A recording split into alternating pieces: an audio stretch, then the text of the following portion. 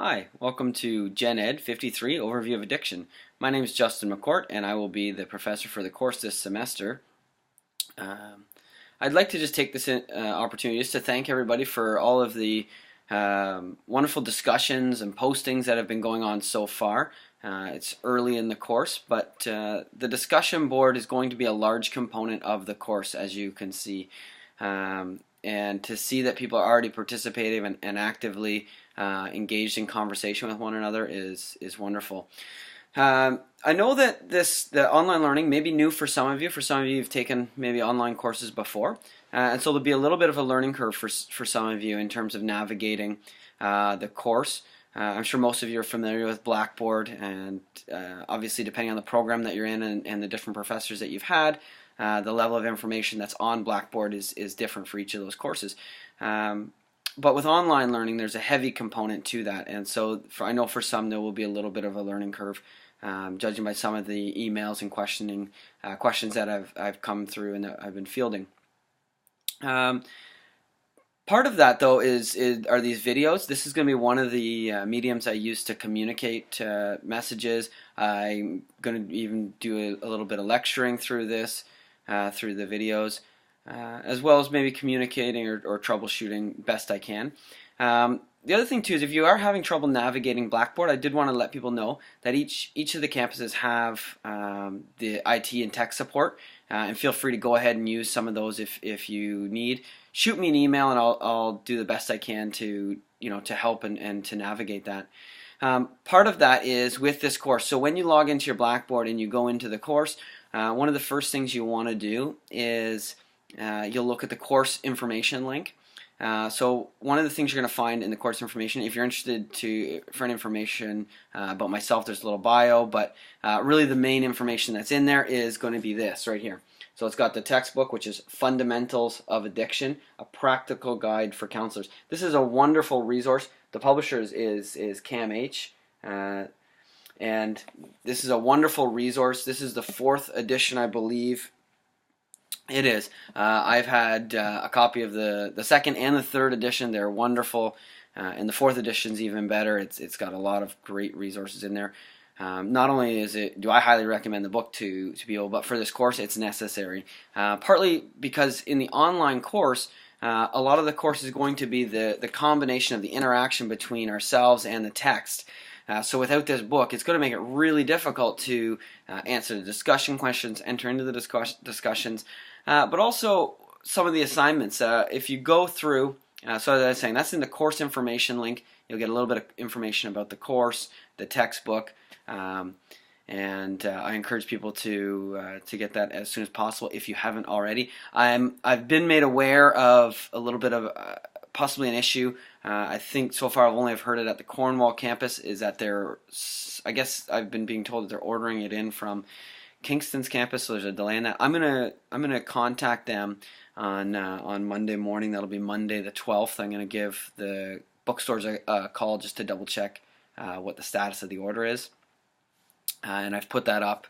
I've sent that out in an announcement, but I just wanted to let people know that. So we'll get that sorted out. But yes, the textbook is it's necessary, but also it's a wonderful resource, and it's where we're going to get a lot of our learning from and engaging with the text. But what's interesting about the online course is it's not like we're sitting in a classroom. So the way in which we're going to engage with that text is going to be through our discussion boards. And so I thought I would talk a little bit about that for people and give people a little bit of sense of what it is I'm looking for when I go through both the marking, but as we're going through the semester. So really what I'm looking for is I'm looking to see how people are engaging with the text. And what I mean by that is how are you reading the information and then applying it through the discussions. In the first two questions, the first question is obviously more of a question just about yourself and it's opinion based around what do you want to get out of this course. That helps because I like to see that, so it helps me to gear some of the information. I mean, obviously we have a set template that's laid out, but within that, some of the things that I talk about in these videos and some of the things that maybe I prompt with discussion is going to relate back to what people want to get out of the course as well. I do want people to to feel like they're getting something and getting something that they're interested in out of this course. And I think that's part of it, making sure that we're interested in the material.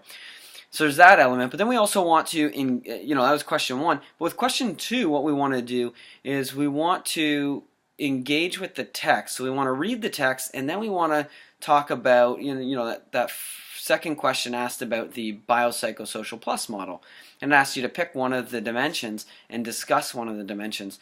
I love this text, and I love the biopsychosocial model, and one of the things, though, that's great about that model is that it doesn't exclude anyone. So we just want to discuss the one that, for us, seems to really hold to some value. And I think people have done that really well. I really like how people are talking about that. But I also want people to engage that text by showing me that they've read that information, and that some of the reasons why they're talking about that dimension are pulled out of the text. That's only one of the elements of this course. The other thing, as you see, we've got videos. That video with Gabor Mate is a wonderful video to show his perspective. I like that video for lots of reasons. One, you get a real nice insight into who Gabor Mate is, and he's been very influential in the addiction field, especially in our country, in Canada. And he's been at the forefront of addiction medicine. There's other pioneers too. Raju Hajila out in BC, or in Calgary, who also was in Kingston for many years. And so there's these people, and he's one of them.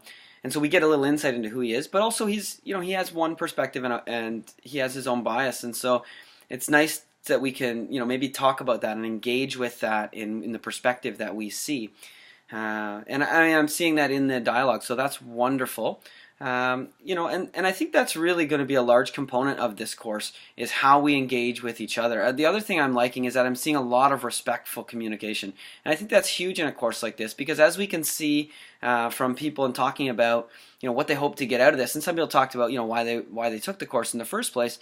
I think it's great for us to see that for some people this is personal, for other people it's about interest, and really one isn't. There's no one reason that's better than another, but that we should be sensitive to the fact that there's lots of reasons why people took this, and when we engage in conversation with one another, that encourages dialogue, and I think that I'm seeing that, and that is wonderful. I'm hoping that we can continue to build on that. That's one piece I want to talk about, which is important to dialogue with the text and engage with the text, pull stuff out of that, talk about what I'm reading there. The other reason why it's important is because when we look at the assignments, so going into that, I've also got some questions around discussion board. How do you get there? So stepping back, you got the course information, which is going to talk about that. And what happens is on Blackboard, you've got your kind of right-hand side, where it has a lot of navigations. And so you've got course information. The second thing you want to look at is course assessments. And what we want to do with that is we want to pull that up, and when you pull up your course assessments, course content and assessments is what it's called. Sorry, I've just scrolled away from my video here so I could pull up my computer so I could see that on my other screen. And what you have there is, when you click on your course content and assessments, it's gonna pull up two things. So when you go into the course content, it's gonna talk about the modules, and I'll talk about that in 1 second. But I've had more questions about the discussion boards and how do I get into it and how do I engage in the discussion board. So when you click on your Blackboard and you get into the course, you're then going to click the course content and assessment link. So after you've looked at course information and all that kind of stuff, then you go into the course content, course assessments, and you'll see in the course content piece, you click that link, you'll get all the modules. But we're going to go, you click the assessment link, and when you click the assessment link, what it'll bring up for you. Sorry, I'm just waiting for my computer to speed up here. And as I click the course content and assessment link, I'm going to have a course assessment link. And so I click that one. That's underneath, and what's happening there? That's the picture. Underneath there's that picture of the habit, the GIF there, and then it's going to have the course assessments. I click that, and then the first assessment that you see is assessment number 1, discussion questions. Click here, and so when I click that link, what then opens up is you've got two things. One, you've got your course assessment number 1 and discussion questions instructions. So when you click that, it's going to have some instructions around the discussion board. It's going to have some etiquette, things like that. But underneath that, you see another link for the actual discussion boards. When you click that link, it's now going to show you assignment number 1, week 2. The reason why it says week 2 is because, and we'll talk about this, how the mods are laid out, but because everything for mod 1 and 2 is lumped together, therefore it's due at the end of mod 2. It's giving you 2 full weeks, and I'll talk about that in 1 second here. So what happens is you click the assessment number 1 link, and then as soon as you pull that up, it's pretty easy. You see question 1, question 2. Click into those links. As it says, click into question 1, you're going to see question 1, and it'll, then you just go into post your response. And then when you're done that, you can do your question 2 and read that and figure out what it wants from you, and when you're ready to go, you post. As I've said in question 2, both 1 and 2, what I also want to see is people engaging the text, but then I also want to see them engaging in the discussions, and that's where I think people have been doing a great job. From this point forward, though, in the first couple of weeks, really we're just learning how to use this this process and doing the discussion board stuff in terms of how it relates to the class. But what I want to see is how we use the information that we're learning, and so opinion, is great, but we want to move that away from what we're learning and how do we engage in that and talk about what we're learning in relation to what other people are discussing.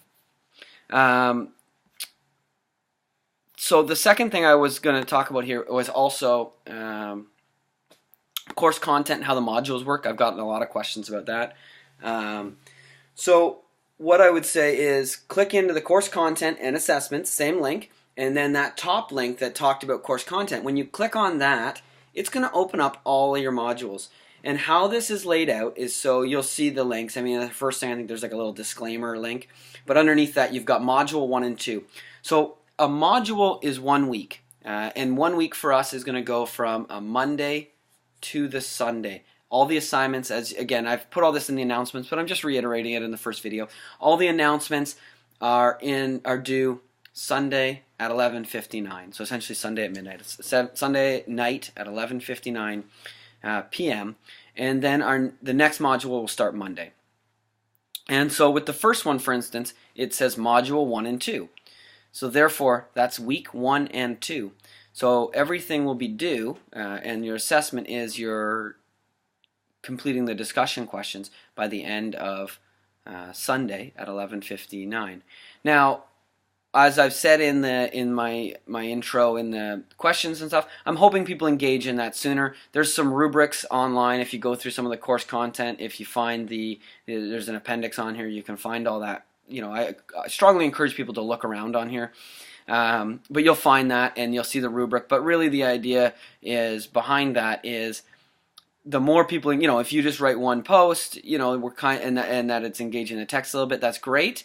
But really to receive those full marks on that 5% for each of the discussion weeks, I want to see people discussing with one another, and I want to see your post plus posting and replying to other people's and that conversation taking place, which I am seeing, and it's great to see that.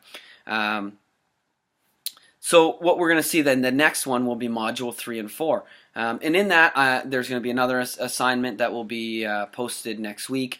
And that's going to be an assignment where you guys engage one another in the material around substance use and create some wiki pages and things like that. And get into groups and do some group work online, which is really neat to see how online can do that. But I'm going to digress a little bit from that, but I'm going to talk about, so module 3 and 4 again combined, so meaning that you have 2 weeks to complete that module, and all you have to do is you click the module link and it'll go through and tell you exactly what you need to do to complete that module.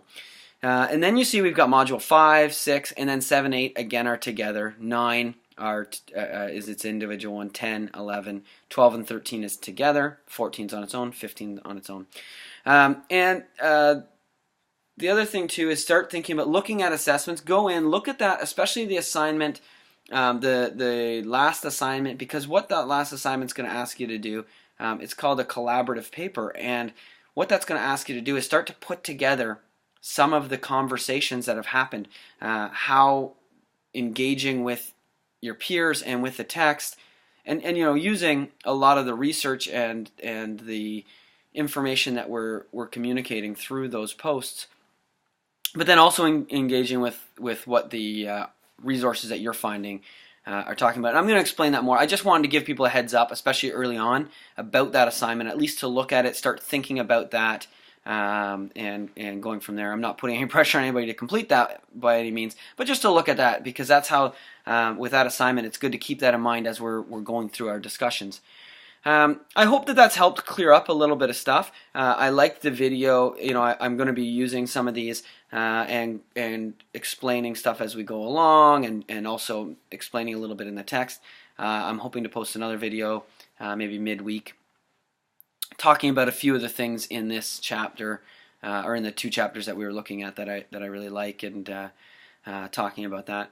So I hope that clears up, again, some of the questions, and I really just want to take this opportunity to thank everybody for the engagement that's happened so far, and encourage those who haven't got involved yet to start doing that. And I know that there is going to be, for some people, a little bit of a learning curve with this, but that we can kind of work together, and it doesn't have to be that scary. Click the links, play with this a little bit, fool around on here and figure out how that works. Again, continue to email me. My email is jmccourt, so that's jmccourt at sl.on.ca.